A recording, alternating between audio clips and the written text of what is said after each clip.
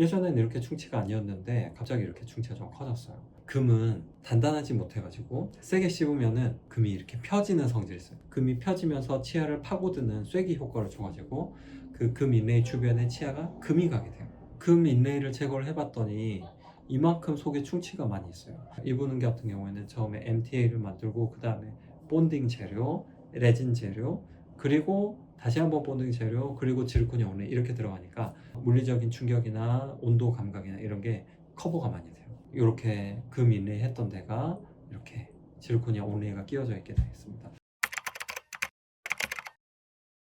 안녕하세요. 오늘은 기존에 금으로 인레이 치료를 하셨는데 그 인레이 치료를 했던 그 주변 치아에 충치가 다시 생겼을 때 2차 우식이 생겼을 때 어떻게 치료를 하는 게 가장 보존적이고 치아를 좀 아끼면서 치료를 하는 건지 지르코니아 온레이라는 치료를 한번 보여드리도록 하겠습니다. 이분은 과거에 병원에 다니셨다가 오랜만에 내원을 하셨는데 예전에는 이렇게 충치가 아니었는데 갑자기 이렇게 충치가 좀 커졌어요. 지금은 신경치료를 안 하려면 빨리 치료를 해보셔야 되니까 일단 치료를 해보시자고 설명을 좀 드렸습니다. 겉에서 볼 때는 크게 문제는 없어요. 이 부분에 겉부분은 괜찮은데 속 알맹이 부분에 있는 충치여가지고 겉에서는 별로 티는 안 나고 엑스레이로 보면은 속에 있는 충치가 좀 티가 납니다. 근데 이제 기존에 금 인레이를 하게 되면은 금은 단단하지 못해가지고 세게 씹으면은 금이 이렇게 펴지는 성질이 있어요. 전성이 있어요. 그래서 금으로 인레이를 해놓으면 세게 식사를 오래 10년, 20년 하시게 되면은 금이 펴지면서 치아를 파고드는 쐐기 효과를 줘가지고 그 금 인레이 주변에 치아가 금이 가게 돼요. 요즘은 금으로 인레이를 많이 하진 않고 지르코니아라는 재료로 인레이나 온레이를 많이 하게 됩니다. 엑스레이를 보면 여기까지가 충치고 요만큼은 신경이에요. 이 부분이 분명하게 딱 구별이 되진 않고 여기까지가 충치니까 충치를 제거하다 보면은 신경을 침범하게 될 수도 있어요. 그러면은 신경치료를 하게 될 수도 있고 또 신경을 약간 침범했을 때는 MTA라는 재료로 거기를 메꿔가지고 직접 치수 복조라는 치료인데 신경치료를 해야 되는 상황에서 신경치료를 안 하고 MTA라는 재료를 이용해서 부분적인 치료로 해볼 수 있는 방법이 있습니다. 금 인레이를 제거를 해봤더니 이만큼 속에 충치가 많이 있어요.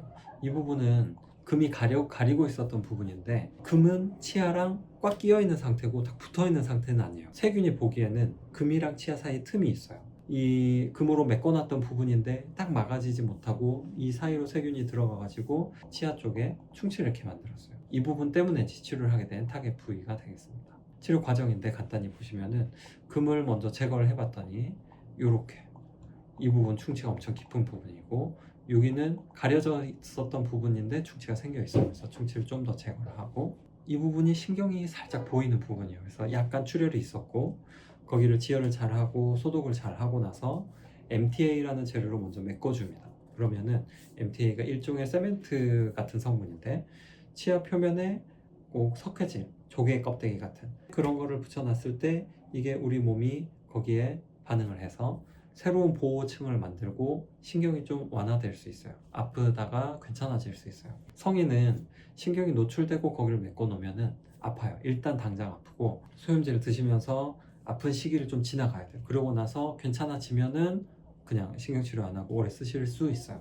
이 부분은 이제 2층, 3층으로 메꿔 놓고 그 다음에 레진으로 베이스를 만듭니다. 충치가 깊을 때 신경에 가깝게까지 충치를 다 깎아내면은 보철을 크고 두껍게 만들면 이제 열 전도율이 있어서 뜨거운 거 차가운 걸 먹으면 그 물질이 신경에 바로 온도를 전달하게 돼요. 그래서 가능하면 여러 층으로 메꿔 놓으면 좋아요. 이분 같은 경우에는 처음에 MTA를 만들고 그 다음에 본딩 재료, 레진 재료, 그리고 다시 한번 본딩 재료, 그리고 지르코니아 온레이 이렇게 들어가니까 5개 층이 만들어지니까 물리적인 충격이나 온도 감각이나 이런 게 커버가 많이 돼요. 완성을 했어요. 이렇게 금 인레이 했던 데가 이렇게 지르코니아 온레이가 끼워져 있게 되겠습니다.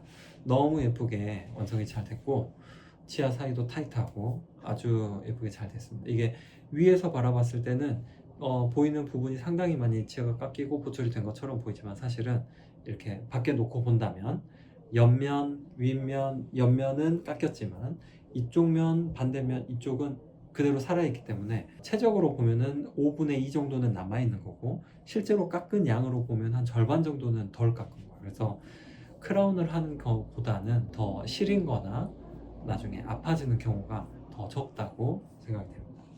옆에서 보는 엑스레이인데요. 아주 깔끔하게 잘 마무리가 됐습니다. 그래서 기존에 인레이 치료를 했을 때, 기존에 충치 치료를 했을 때 충치가 크게 생겨도 바로 크라운을 하는 건 아니고 모양을 보고 가능하면은 온레이 치료로 마무리할 수 있겠다 하면은 그렇게 하면 좋습니다. 그리고 또 온레이 치료를 할 때는 세라믹 재료를 할 수도 있고 지르코니아를 쓸 수도 있는데 세라믹은 별로 좋진 않아요. 세라믹은 파절이 될 수 있고 또 대합치를 마모를 많이 시켜요. 그런 면에서 지르코니아는 파절도 거의 되지 않고 대합치도 자연 치아랑 거의 비슷하게 상대편 치아를 마모시키지 않는 재료입니다.